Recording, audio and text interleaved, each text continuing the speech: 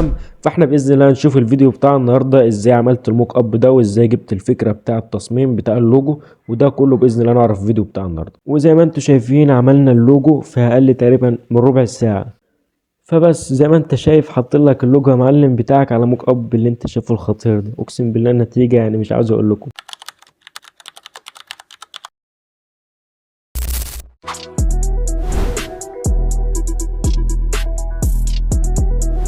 السلام عليكم، ازيكم يا كنفاوية؟ عاملين ايه في فيديو جديد؟ طبعا الفيديو بتاع النهارده من سلسلة ازاي نتعلم الهوية والبصرية وتصميم اللوجو او الشعارات على كانفا، وهيبقى تاني فيديو في السلسلة. طبعا نزلت الفيديو اول فيديو امبارح والحمد لله عجب ناس، فتعالوا دلوقتي نشوف الكومنتات كانت على الفيديو، وفي كومنت ارد عليه. انا رديت عليه في فيديو شورتس بس حابب ارد عليه في الفيديو بتاع النهارده، بحيث اللي ما شافش الفيديو اللي فات اول ما يشوف الفيديو ده يفهم على طول كان قصدي ايه من الفيديو اللي فات. تمام، تعالوا نرد على الكومنتات اللي كانت على الفيديو اللي فات، والحمد لله في ناس استفادت برضه. هنشوف ناس اشتغلت اللوجو عملته ونزلته على جروب الكانفوي على الفيس، شغلهم ما شاء الله كويس. تمام، دي من الناس اللي كتبت كومنتات كويسه. اقسم بالله انا بفرح جامد لما اي واحد يكتب كلمه كويسه، بتبقى كبيره قوي بالنسبه لي. فالكومنت اللي هرد عليه في الفيديو بتاع النهارده كان للاخ فادي صلاح. تمام، هو بيقول لي يا اخي اللوجو من الصفر ما تاخدش شكل او صوره من بنترست، لان اللوجو اللي انا عملته في الفيديو كان اللي هو لوجو سند. انا جبت حرف السين من على بنترست، لان حرف السين مش هقدر ارسمه بالشكل ده على كانفا، لان كانفا مش زي الاستريتور. طبعا انا لو شغال على الاستريتور اكيد هقدر ارسم حرف السين بالشكل ده. فانا بحاول استغل كل حاجه موجوده واوصل لكم المعلومه بابسط حاجه، عشان ما تحسش انك متكلبش في حاجه واحده بس في كانفا ومش قادر تعمل انواع اللوجوهات والتصاميم التانية. فانا بحاول استغل الحاجه وابسطها لكم على قد ما اقدر. فاحنا باذن الله في الفيديو بتاع النهارده هيكون تاني فيديو في سلسله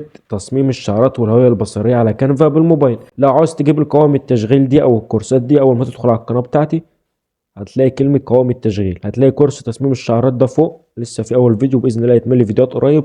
وفي كورس اللي هو بتاع الطباعه، وفي كورس تاني اللي هو بتاع تصميم السوشيال ميديا، شرح عليها تصميم السوشيال ميديا، وباذن الله يتشرح عليها فيديوهات كتيره جايه باذن الله مع الوقت. تمام، فتعالوا اوريكم اللوجو اللي هنعمله في الفيديو بتاع النهارده، وهو لوجو تبع الدكتور اسنان. تمام، هو اللوجو ده اللي انتوا شايفينه دكتور عماد صلاح، كنت عامله من فتره وجه قدامي فقلت لازم اشرحه لاخواتي الكنفويه. زي ما انتوا شايفين اللوجو بسيط وفي نفس الوقت لوجو احترافي، يعني ما شاء الله. لو خدتوا بالكم السنه او الضرس فيها حرف الاي، ولو خدت بالك من اسم الدكتور عماد صلاح. ولو فاكرين الفيديو اللي فات انا قلت لكم النوع ده من اللوجو بتحاول تدمج اول حرف من الاسم او اول حرفين مع عنصر تبع المجال بتاعك. يعني مثلا ده علشان دكتور اسنان فانا دمجت حرف الايه، ده حرف الايه دمجته مع السنه، فبالتالي اول ما تشوف الشكل ده قدامك اللي هو السنه وفيها حرف الايه تعرف ان ده تبع دكتور اسنان في المجال الطبي وكده. تمام، فاحنا باذن الله هنشوف الفيديو بتاع النهارده ازاي عملت الموك اب ده وازاي جبت الفكره بتاع التصميم بتاع اللوجو، وده كله باذن الله نعرف في الفيديو بتاع النهارده. طبعا احنا متعودين قبل اي حاجه لازم نصلي على النبي ونروح داخلين على بنترست علشان نعمل تغذيه بصريه. اهم حاجه تعمل تغذيه بصريه، يعني لو عملت خط واحد لازم تعمل تغذيه بصريه عشان تشوف يعني التصميم وتاخد فكرة. ماشي، فانا هكتب لوجو دكتور اسنان مثلا، دكتور اسنان، وروح باحث هتلاقي فيه حاجات جميلة ظهرت قدامك زي ما انت شايف. مثلا لوجو زي كده، مثلا لوجو يعني في حاجات كتير زي ما انت شايفها قدامك كده. تمام، فاحنا باذن الله بعد ما تعمل تغذية بصرية كتير هتحاول تاخد فكرة. يعني مثلا الفكرة دي عجبتني، بص هو دمج حرف الار مع السنة. هنا مثلا دمج الاسم رمان تقريبا دمجه مع السن، وبنفس الطريقة برضه بيكون دمجين الحروف مع السن. ده طبعا بيبقى معمول على الاستريتور ومحتاج شغل جامد قوي. فانا هبسط لكم الموضوع في الفيديو بتاع النهارده. عايزك تصلي على النبي تاني مرة. فقبل ما نبدأ في الفيديو بتاع النهارده انا عشمان انكم توصلوا الفيديو ده 20 لايك. 20 لايك يعني مش كتير، انا احلامي بسيطة قوي. رب انا غلبان قوي، يا رب مشيها معايا حلاوه، يا رب ده انا غلبان. وتعال نخش في الفيديو بتاع النهارده ونبدأ في اللوجو، يلا بينا.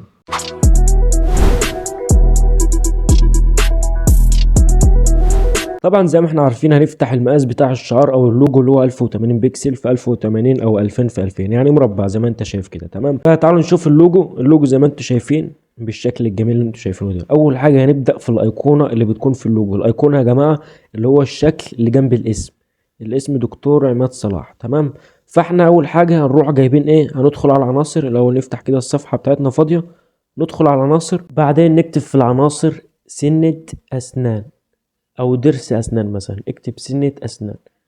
هتلاقي جاب لك حاجات زي كده تصاميم الجرافيك. احنا هنشتغل على تصاميم الجرافيك في اللوجو، فركز في الحته دي قوي.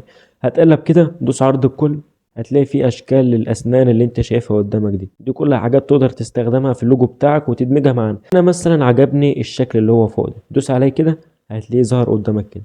اول حاجه لازم اعملها، العميل مثلا كان طالب مني الوان اللوجو النبيتي زي ما انتم شايفينه، الابيض النبيتي والازرق والابيض. فاحنا هنروح مخلين اللون الاسود ده، دوس عليه كده وبعدين خش على اللون، خليه اللون النبيتي ده مثلا. تمام. احنا دلوقتي عاوزين نغير الشكل ده، نخليه حرف الايه مع ايه، مع الضرس او السن. هتروح اول حاجه دوس تكرار كده، دوس تكرار ماشي، ودوس هنا انعكاس. هتمسك تاني واحد ده دوس عليه انعكاس، قلب كده هتلاقي كلمه انعكاس، دوس عليها بعدين دوس انعكاس افقي. تمام. احنا عاوزين ايه من الجنب ده؟ عاوزين الجنب اليمين بس. شايفين الجنب اليمين ده؟ عاوزينه بس. احنا دلوقتي عاوزين نمسح الجنب الشمال. هنمسحه ازاي؟ هتمسك اول لوجو معاك او اول شكل معاك كده، هتلاقي كلمة ماجيك استوديو تحت خالص كده، دوس عليها. هتلاقي فيها اول حاجة مزيل الخلفيات، بعدين اداة الانشاء الخلفيات، تالت واحدة هتلاقي واحدة اسمها الممحاة السحرية، دوس على الممحاة السحرية. هتلاقي جاب لك الفرشة كده، اسحب الفرشة. المفروض تمسح الجنب الشمال ده كله اللي احنا مش محتاجينه. تمام. امسح كده، علم عليه بالفرشة بتاعتك، علم عليه كده ماشي، علم عليه علم عليه علم عليه كده، بعدين دوس مسح. هتلاقي مسحولك بس في حتة مش ممسوحة، ندوس عليها كده بعدين دوس مسح تاني. تمام كده احنا مسحنا الجنب الشمال، والمفروض نشتغل على الجنب ده بس. تمام. احنا ممكن نمسح التاني عشان مش محتاجينه، نمسحه كده. ودلوقتي احنا بقى معانا الشكل ده المفروض نشتغل عليه. هنصغره كده شوية او خليه كبير شوية كده، بعدين دوس تكرار. تمام. بعدين كده يبقى معاك جزء تاني، دوس انعكاس تاني افقي، دوس انعكاس بعدين انعكاس افقي، بقى معانا الشكل اللي انت شايفه قدامك ده. المفروض دلوقتي نحول الشكل ده لحرف الايه، يعني نخليه حرف شكل الايه. تمام. هنحط الاول قصاد الجنب التاني من السنة كده، بعدين ندوس تكرار ليه. شايف انت الحتة اللي فوق دي؟ شايف انت؟ بص شايف الحتة؟ استنى اجيبهولك في حتة واحدة عشان تفهم قصدي. استنى بس نصحف ده شوية كده. شايف انت الجزء اللي فوق ده؟ احنا عاوزين نعمله تكرار ونحطه تحته في النص، يعني بالشكل ده. دوس عليه تكرار كده وقصه، خلي الحتة اللي فوق بس اللي هي معوجة دي، اللي هي يعني واخدة انحناء. تمام. بعدين دوس انعكاس عمودي بالشكل ده. المفروض ايه بقى؟ نحطه في الحتة دي بالظبط. شايف؟ ركز في الحتة دي قوي. تمام. هتلاقي اتعمل ايه معاك بالشكل ده. ظبط انت شوية كده بس، يعني خليهم حتة واحدة. هنعمله تكرار تاني. يعني شايف انت الحتة اللي نازلة تحت هنقصها دلوقتي، ممكن تدوس كده بعدين تشدها شوق كده هتلاقيها اتقصت معاك. تمام. احنا دلوقتي عاوزين نعمل الحتة اللي في النص، دوس كده بعدين تكرار للجزء اللي انت قصيته من فوق. المفروض بقى ايه؟ نحطها في الحتة دي كده. شايف انت الحتة اللي فوق؟ شد الشريط اللي فوق ده معاك كده، شده كده هتلاقيها اتقصت معاك. كده معاك ايه؟ حرف الايه يا باشا. ماشي. نمسح الجزء ده احنا مش محتاجينه كده. تعال نخليهم حتة واحدة، يعني عاوزين نخلي ده وده وده حتة واحدة.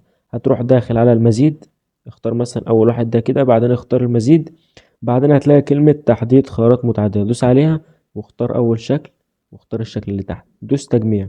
تمام. كده معاك يا باشا جنب ده بقى حتة واحدة. المفروض بقى نحطه على قصاد السنة دي زي ما انت شايف كده. اتمنى تكون فهمت قصدي في الحتة دي. بصوا، حرف الايه مع السنة، دمجت الاتنين بقى حتة واحدة بالظبط. هنكبر بس السنة دي شوية كده، انت العب فيها، يعني انت وذوقك. عايزك تخليها على شكل السنة. يعني بص مثلا السنة بتبقى عاملة ازاي. بتبقى عاملة كده. بعدين نعمل تكرار للجنب ده. عاوزين نظبط السنة بقى علشان ما تبقاش طويلة كده. ماشي. بعدين ناخد الجنب الصغير من هنا ونخليها مثلا بالشكل ده. سنة معاقة شوية بس اتمنى تكونوا فهمت قصدي في الحتة دي. تمام. احنا عاوزين نصحح بس دي شوية كده، نخليها سنة عريضة كده. ايوه بالشكل ده. ممكن تصغرها شوية كده. تمام. وتخلي دي بالشكل الجميل اللي انت شايفه قدامك كده. كده معاك يا باشا سنة كده، انت عملت حرف الايه ودمجته مع السنة بتاعتك. نقص بس الحتة دي شوية كده، اهم من الشغل ظبط الشغل، الواد ده اكتشاف. علشان التفاصيل دي هي اللي بتفرق في الشغل معاك. ظبط كده. تمام. كده احنا عملنا السنة او الضرس مع حرف الايه، نخلي ده حتة واحدة بس، بعدين ندوس عليه، بعدين كلمة المزيد، تحديد خيارات متعددة، اختار الشكل بتاعك، بعدين دوس تجميع. تمام، بقى بالشكل الجميل اللي انت شايفه قدامك. باينة قوي ان هي سنة، يعني اي حد ممكن يشوفها يقولك عليها سنة. وانا ما ظبطتهاش قوي، يعني انت ممكن كمان تقدر تظبطها اكتر مني. مثلا تدخل على العناصر، تختار السنة بتاعتك، وتحاول تعمل شكل للسنة. مثلا ممكن تجيب التمانية دي، شايف التمانية هنا اللي في النص دي، هنجيبها مثلا ونحطها في النص علشان تكمل السنة بتاعتك. دوس على ماجيك ستوديو، بعدين المحاة السحرية، عاوزين نمسح كل حاجة ما عدا التمانية اللي في النص دي. امسح كده، امسح يا باشا. تمام، كده قصينا حرف التمانية او شكل التمانية. نخلي مثلا لونها اهي قدامك، الاعمى يعرف ان ده لوجو بتاع اسنان. عاوزين نخليهم كلهم بقى حتة واحدة، يعني نخلي اللوجو ده كله حتة واحدة. خش على الطبقات او اعمل الطريقة اللي انا بعملها التانية، دوس تحديد، اختار التلاتة كده، بعدين دوس تجميع، وصغر اللوجو بتاعك شوية كده. الايقونة بتاعتك حطها في النص. عاوزين نكتب تحت اسم الدكتور بقى، دكتور عماد صلاح. خش على النص، دوس اضافة عنوان، بعدين اكتب دكتور، واعمل نقطة كده، وبعدين عماد صلاح. صلاح، صلاح. تمام، احنا بقى عاوزين نلعب في الاسم ده برضو. ممكن تختار فونت احسن من ده شوية. خش على الخط، وارفع لفوق كده، نختار مثلا فونت، مثلا اهو بدور معاكم مثلا الفونت ده. عاوزين بقى نخلي اللون ايه، نخلي اللون مثلا نبيتي، واخلي كلمة دكتور او حرف الدي والار لونهم ازرق. دوس عليهم كده، هتلاقي في علامة الاي، حرف الاي وتحتيه علامة، دوس عليها، خلي اللون ازرق. ممكن تحسوا انا عمال اتأتأ في الكلام، بس انا فعلا عشان بتكلم كتير قوي، فده بيأثر على صوتي وانا بتكلم. تمام، فزي ما انتوا شايفين كده، نحط بس اللوجو في النص بتاع التصميم بالظبط، ونخلي الاسم تحتيه. المفروض تحت زي ما قلت لكم نكتب جملة للبراند بتاعنا او الشركة بتاعتنا او المستشفى بتاعتنا. نكتب مثلا للاستشارات الطبية للأسنان مثلا، حاجة زي كده. يعني أنا هجيب الجملة اللي كنت كاتبها في التصميم التاني، كنت كاتب كلمة دينتال كلينك ولا مش عارف ايه. أصل طالما يعني طالما قول السؤال تاني. نعمل تكرار لاسم الدكتور، ونكتب دينتل، مش عارف معناها يعني، بس دينتل تقريبا يعني دكتور أسنان. كلينك ولا مش اي بالظبط كده. ماشي، المفروض تروح مصغرها شوية كده، خلي الفونت او خلي التنسيق رفيع شوية. تمام، ممكن تخلي اللون اصفر او اسود، طبعا ده على حسب رأي العميل، العميل اللي بيطلب منك الالوان ايه. ماشي، انا مثلا اخلي اللون اصفر، بحب اللون الاصفر اوي، بيكون حلو مع النبيتي والاسود بعد كده، او الازرق. انا ممكن اخليه اصفر ده كده. ماشي، او ممكن تخليه ازرق او نبيتي، يعني انت وذوقك. تمام، ونحطه بالشكل ده. خش على الخطوط، او ممكن تكتب عناصر، اكتب عناصر كده بس. عاوزين نختار شكل او خط او حاجة نحطها تحت التصميم بتاعنا. ثواني بس، قلب. ممكن تلاقي مثلا شكل زي كده، مثلا ممكن نحطه هنا. ماشي، وممكن تحط كلمة دينتال كليك فوقيه هنا، بس اللون مش واضح عشان الازرق. ممكن نخليها اسود او نبيتي بقى، اهو بالشكل اللي انت شايفه ده، او ابيض كمان، خليه ابيض. ممكن تدخل على متقدم، وخلي التباعد بين الحروف كبير كده، ونصغر الكلام شوية كده، بقى بالشكل الجميل انت شايفه ده. وبس كده اللوجو بتاعنا خلص يا معلم. ممكن بقى تروح مجمعهم كلهم مع بعض، جمع الكلام كله مع بعض، دوس كده، بعدين الطبقات، واختار الشريط ده، بعدين دوس تجميع. ممكن تسيبه هنا او تروح حطه هنا، اللي يعجبك. هي اذواق في الاول والاخر، ولازم تاخد رأي العميل يعني. تمام، فنجمع الكلام مع بعض، وندوس هنا تجميع. وهنا اول شكل من اللوجو اتعمل. ندوس تكرار للصفحة دي، اقول لك تعمل ايه. بعد ما قررنا صفحة اللوجو، نشيل ده كده ونحطه جنب اللوجو، يعني عشان تسلم للعميل بعد كده المفروض تسلم بكذا شكل كده. تمام، فهنحطه بالشكل الجميل اللي انت شايفه ده. اول شكل معانا كده، وده تاني شكل معانا.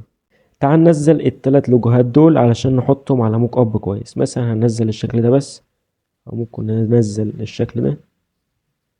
نختار الصفحة الستة، بنجي عشان نحط على موك اب. بس بعد كده لما تسلمه العميل طبعا هيبقى في فيديو ازاي تسلم اللوجو بتاعك للعميل بكذا صيغة. يعني ما تستعجلش، انا بحاول بس اعمل لك اللوجو، افهمك كل انواع اللوجو علشان تبقى مستوعب. خلاص دماغك سيبت. هنروح داخلين على جيميناي. بعد ما دخلنا على جيميناي هتروح دايس على انشاء صورة، وتختار صورة اللوجو اللي انت لسه منزلها دلوقتي. تمام. بعدين قول له حط اللوجو ده، حط اللوجو على موك اب، على موك اب مستشفى أسنان واقعية من الداخل. ماشي. بعدين تبعت اللوجو دقيقة بالظبط وهتلاقيه عمل لك اللوجو على موك اب كويس وواقعي. فبس زي ما انت شايف حط لك اللوجو يا معلم بتاعك على موك اب اللي انت شايفه الخطير ده. اقسم بالله النتيجة يعني مش عاوز اقول لكم. شايفين الشكل لوحده يعني. بعدين تدوس تنزيل الصورة، قول له مثلا حط اللوجو، حط اللوجو على بلطو ابيض، بلطو ابيض للدكتور، بلطو ابيض للدكتور. زي ما انت شايف هتلاقي حاط لك اللوجو على البلطو بتاع الدكتورة اللي انت شايفها قدامك، وفي نفس الوقت حط وراها برضو. فبرضه هتروح دايس حفظ الصورة. والله اللوجو خطير يعني، احسن من اللوجو كمان اللي انا عامله التاني. فهنرجع لكانفا تاني، وزي ما انتوا شايفين عملنا اللوجو في اقل تقريبا من ربع ساعة، وما خدش منه وقت جامد. انت لو اتدربت عليه مرة واتنين وتلاتة هتلاقي نفسك اتمكنت جامد. فالتاسك بتاع الفيديو بتاع النهارده برضو تعمل لوجو بنفس الطريقه اللي انا عملته ده، بس ممكن تخلي حرف الاي مثلا حرف الاي، او حرف مش عارف الكي، او حرف الار. يعني ممكن تلاقي حرف الار اسهل من حرف الاي. يعني مثلا لو كتبت هنا في البحث ار، او ممكن تروح جايب سنه وتعمله بنفس الطريقه اللي احنا عملناها في الفيديو بتاعنا النهارده. مثلا هجيب معاكم حرف الار بالشكل مثلا ده. شايف انت الشكل ده؟ ممكن تقدر تدمجه مع السنة، او تجيب السنة وتقصقصها وتظبطها وتخليها حرف الار على قصاد السنة الجزء التاني. تمام. فتعالوا اوريكم التاسك بتاع الفيديو اللي فات. الناس اللي عملته هو تقريبا حد بس اللي عمل، واحد بس. بس اقسم بالله نتيجة خطيرة يعني، تسلم ايدك بصراحة. شايفين؟ والله العظيم النتيجة ما شاء الله بصراحة. سند وحطته كمان على موك اب على الجيموناي. شايفين ده التاسك؟ شايفين الجمال؟ ركين او ركين للمحاماة والاستشارات القانونية. والله العظيم جامد، تسلم ايدي. تمام. فده جروب الكانفاي، لو انت مش موجود فيه هسيب لك اللينك في اول كومنت. لازم تدخل معانا في الجروب ده علشان تستفيد جامد. وبس يا كانفاوية، يبقى الفيديو بتاع النهاردة خلص. ما تنساش تصلي على النبي في الكومنتات، وعاوزين نوصل الفيديو ده لأكبر عدد من اللايكات، وعاوزين نوصل 400 مشترك. احنا خلاص فاضلنا تقريبا 6 مشتركين بس. واشوف وشكم على خير في فيديو جديد. سلام. Bye, have a great time.